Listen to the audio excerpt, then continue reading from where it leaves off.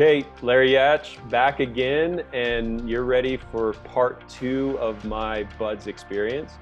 We split this one up in the middle since it was a longer video, so you're going to pick up right where you left off. Enjoy the rest of the story. I like how you put that, and can you talk a little bit about how, through that process so you were an officer, right? So you had an extra level of need for that, and I imagine you were responsible for, not only yourself but those guys who are going to be serving under you and the boat crew. Can you talk a little bit about how those relate in that team environment in the training? It's a really interesting insight, and what is very unique about SEAL training as compared to almost all other military training in the world is that officers and enlisted sailors go through the exact same training.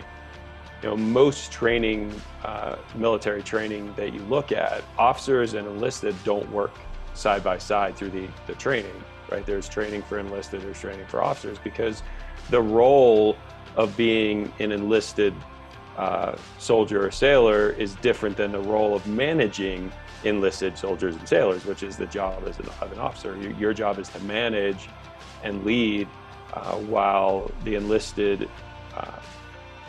job is to do the work, right? Do the actual work.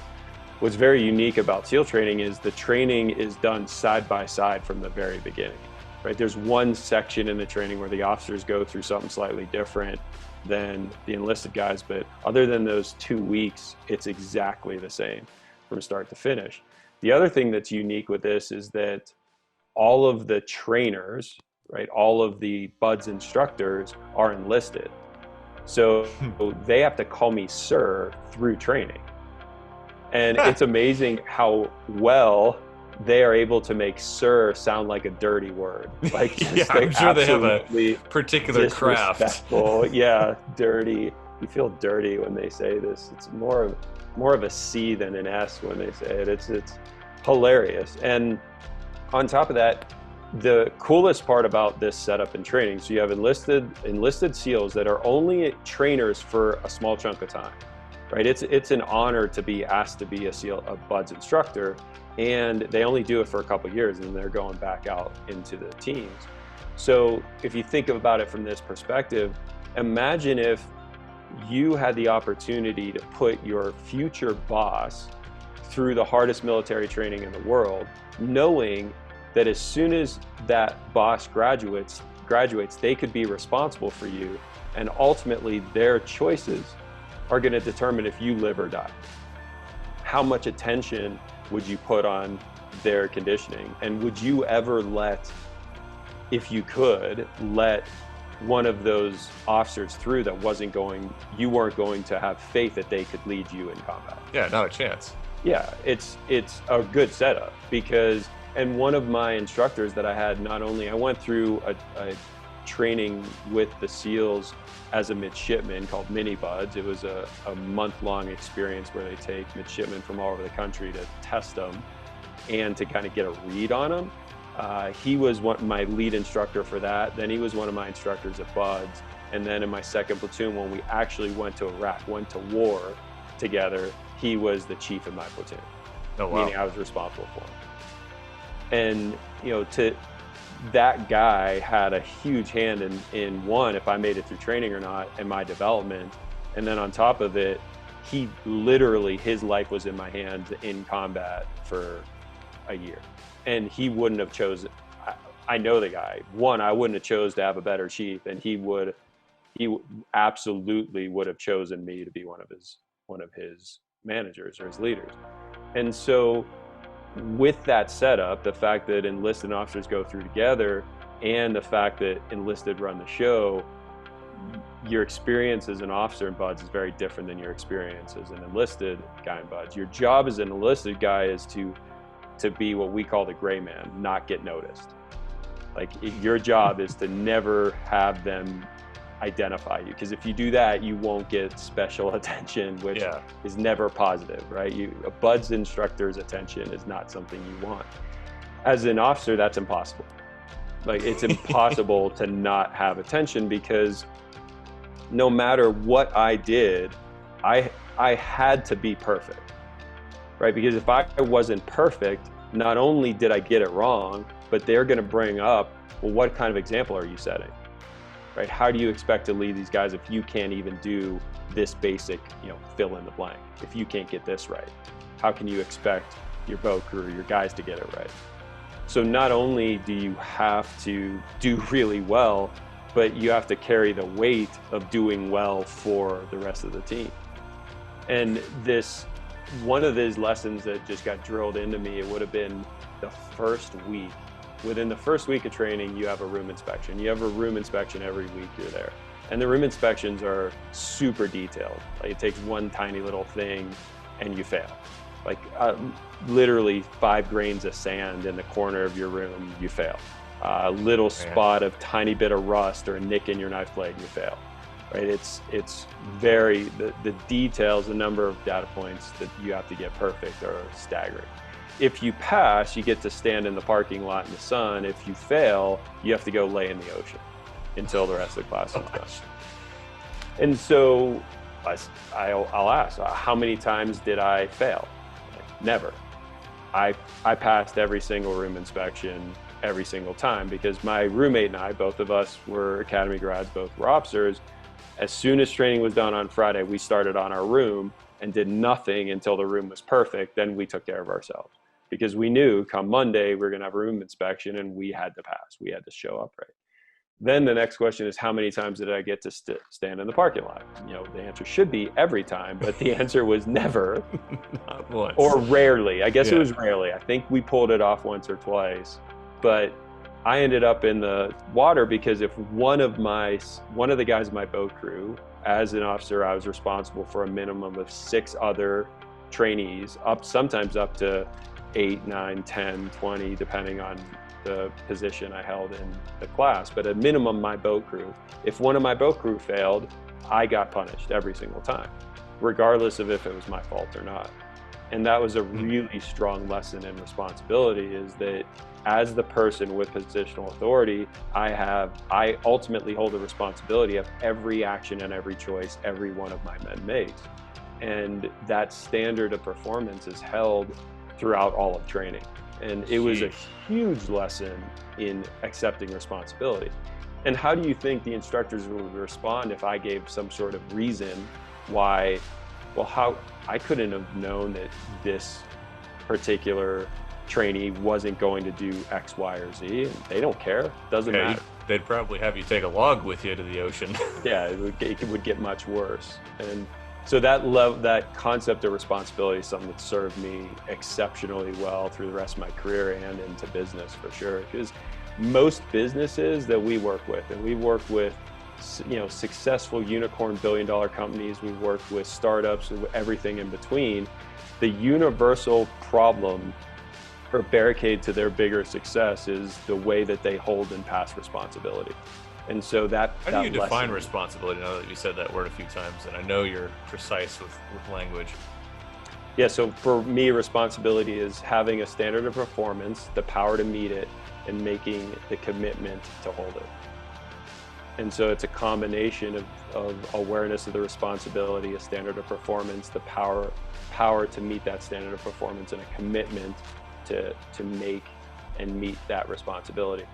And that ability to make and hold responsibility well and pass responsibility well will ultimately determine if organizations are successful or not. And that lesson was probably the second lesson I learned at Buds. And then it was hammered into me over and over and over again throughout the entire program. Yeah. So as we kind of round the corner into third here, finishing up your Buds journey, is there a difference between your boat crew and the other boat crews, the guys who made it through and the guys who didn't? Well, I had a unique experience. I don't know if it's unique, but I've never heard of this before. So our boat crew, I'm 6'3", so they determine boat crews by height, at least through first phase, based on they want about the same heights working with the boats, because you're putting the boats on your head and running all over the place. So if you have a short guy in a big boat crew, he won't be able to touch the boat. So they always line you up from tallest to shortest, then they count off pairs of 7 or 8, and that becomes your boat crew. What was unique about being tall was that I had the same guys most of the time, right? Because unless one of those guys quit, the first 7 guys are going to be Yeah. mine. And the same thing happens at the end as well, in what we call the Smurfs, the shortest guys. It's like the last 7 are always, until one of those guys quit, the last 7 are always going to be the last. And what was amazing was the fact that the tallest and shortest boat crews performed the best often. Right? We won more often than not, because in BUD/S, everything's a competition, everything's a race. And where it really came together for us was in Hell Week. So that 5 days of torture, everything's a race. Every single thing you do is a race, 5 days straight. And in this, we made a commitment that I made a commitment to my boat crew that as long as they kept working, I would make sure every one of them made it through to the end of training. And they made a commitment to keep working. That was the biggest piece.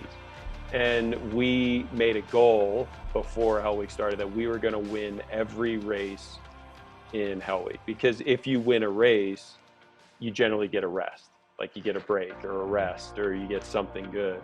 And so that's what we set. And we won every single race from the first start of Hell Week till the very end. Every single one of them. There was not one time that we weren't first.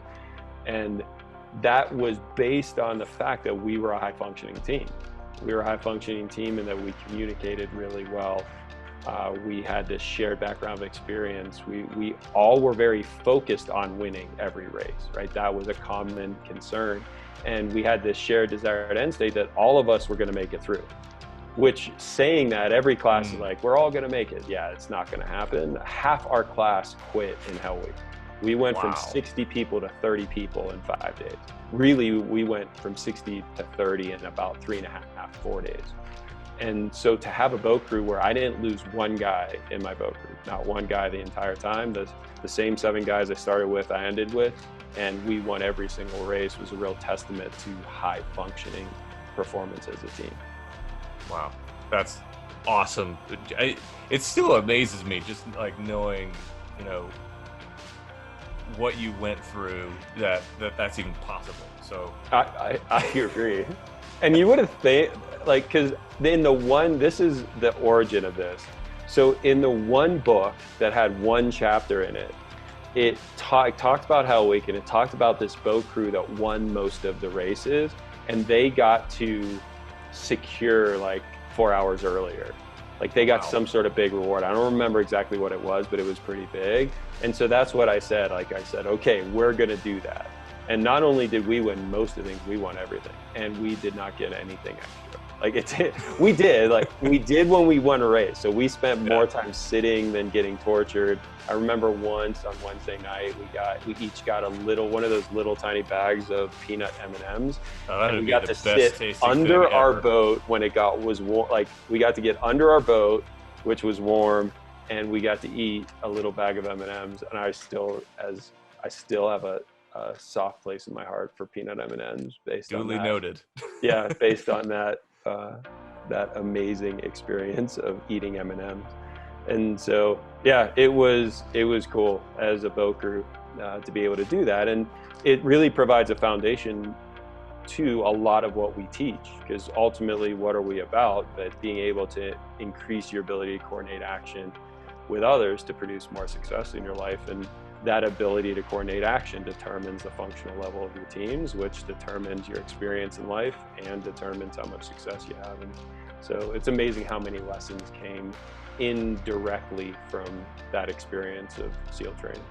Yeah, it's really true. And as you guys listen and watch the next few videos, you'll see that as a very common thread throughout, and you're going to hear some great stories coming up in the next video of the results of that training and how it applied to the real life, no Hollywood stuff that Larry and his team got into. So look forward to that in the next one. Stay with us. Thanks for watching this whole series. It's been awesome. And as we've been inviting you to do in the last video and this one, if you have any questions for Larry or the team, shoot them down in the comments below of whatever platform you're watching this on. We'd love to get questions and any feedback you have, or any more stories that you want Larry to go deeper on. He loves to tell stories. Keep telling them as long as you keep asking for them.